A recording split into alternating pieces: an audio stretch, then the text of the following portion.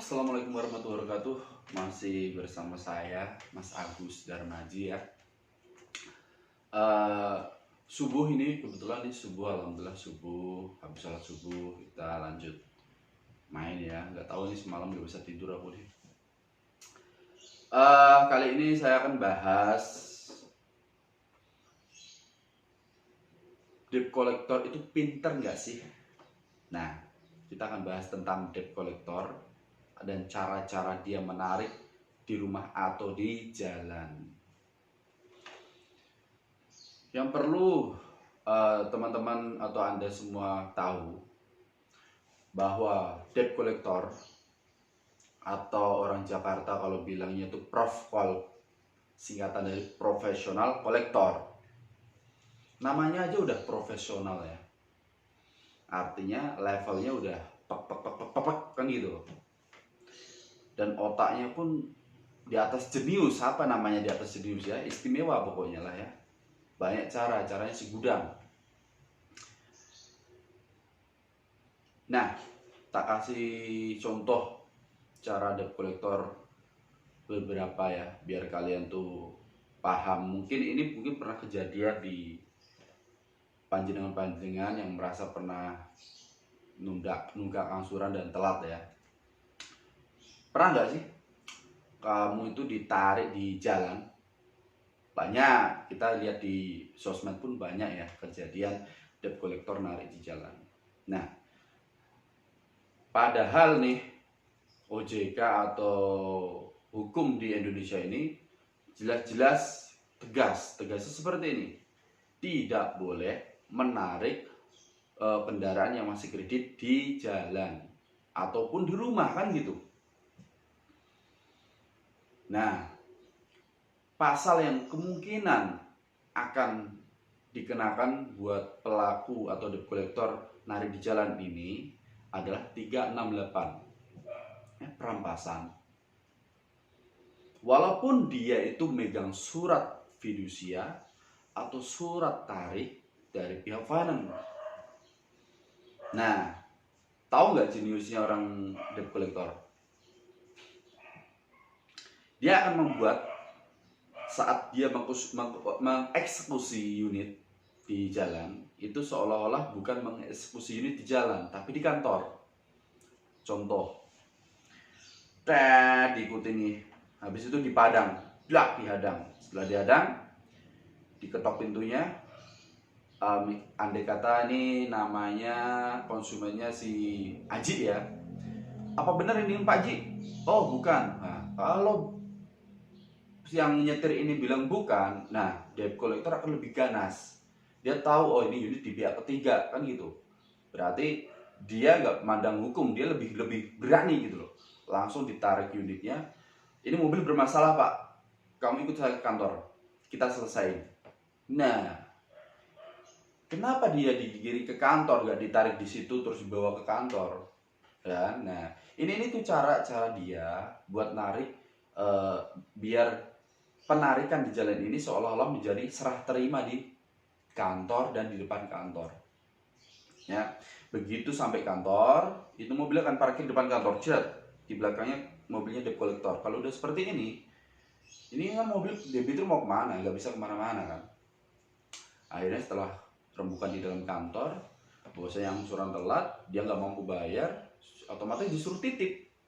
Pak, Bu, Bapak Ibu nggak mampu bayar nih. Kebetulan ini juga bukan atas nama Bapak. Kalau memang masih punya saudara, ya nanti saudara suruh kesini lagi. Nah kan gitu kan.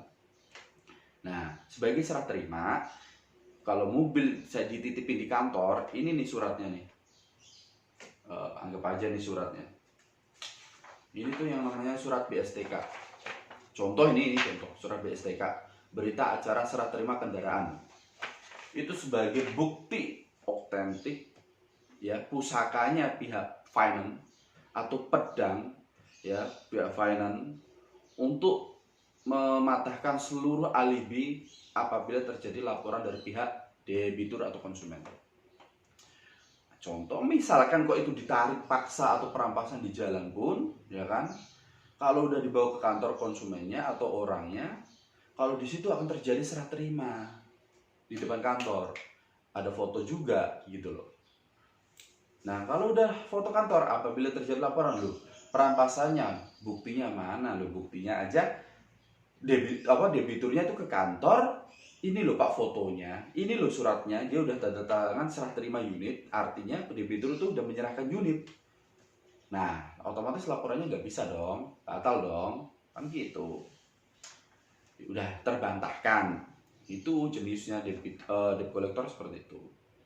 Itu kalau di jalan. Kalau di rumah door to door kan ada nih debt collector yang door to door ke rumah nih.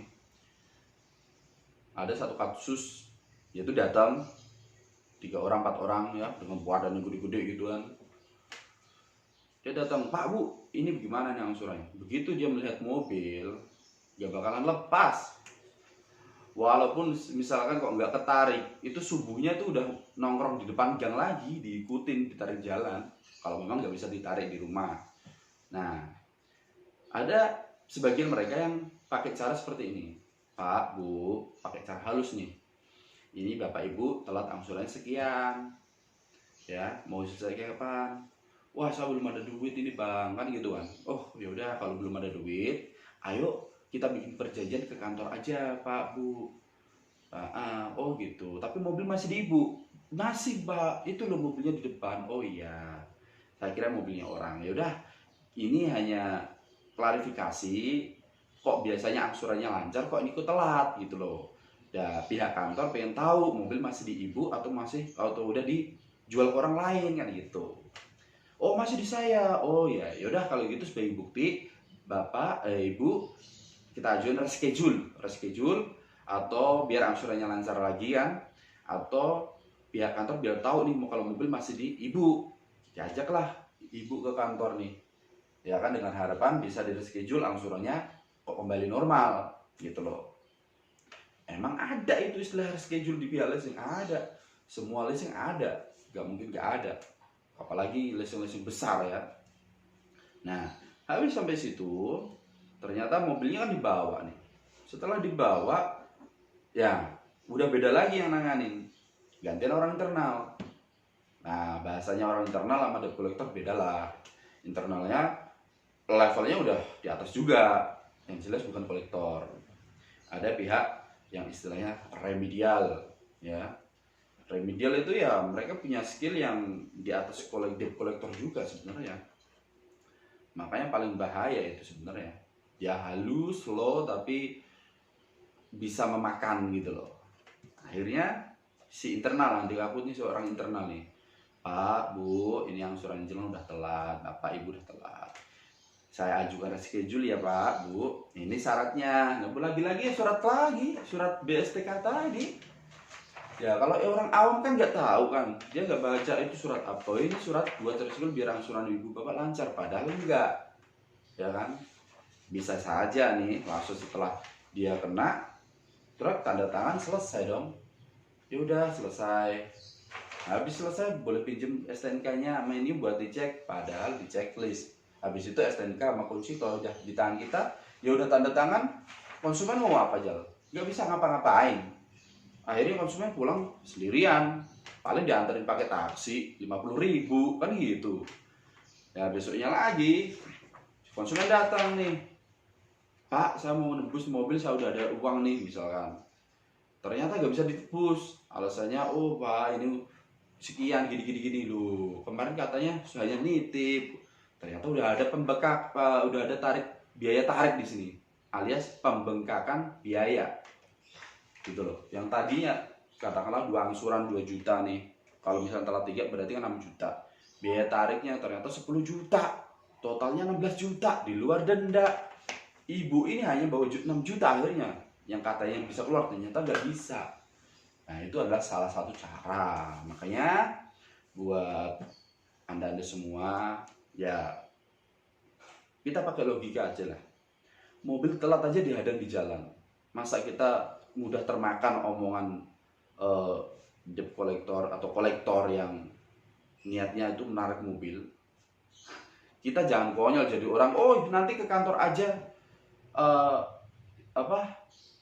bisa tak bantu.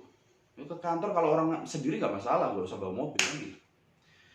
Kalau ini bermanfaat, ya mohon di subscribe dan diberi like. Salam dari saya. Assalamualaikum.